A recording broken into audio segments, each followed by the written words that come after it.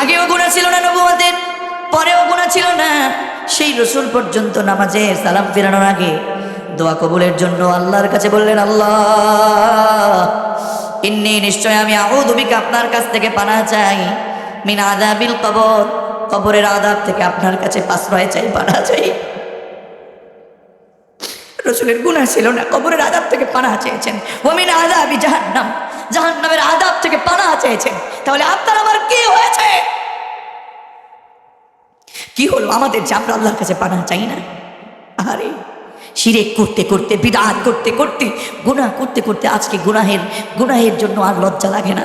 বিশ্বনবী বলেছেন, তোমার ঈমান আছে কিনা এটা যদি পরীক্ষা করতে চাও, তাহলে তুমি দেখো, গুনাহ করতে যদি তোমার কাছে খারাপ লাগে, নেকির কাজ করতে তোমার কাছে যদি ভালো লাগে, তাহলে মনে করবা তোমার ঈমান আছে। পড়েন আল্লাহু আকবার। আজকে আমরা নামাজে যাই, মসজিদে ভালো লাগে না নামাজ, ইমামের কিরাত যদি বড় হয়ে যায়, পেছন থেকে কাশি দেওয়া শুরু হয়ে যায়। কথা বলেন ঠিক কিনা?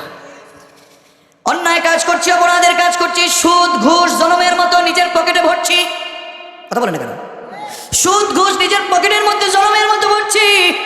খারাপ লাগে না, বরং মজা লাগে। তার মানে ঈমান আস্তে আস্তে।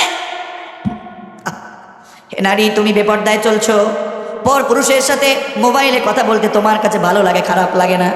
কথা বলেন না কেন? হে যুবক, তুমি অবৈধ পথে অবৈধভাবে বিয়ের পূর্বে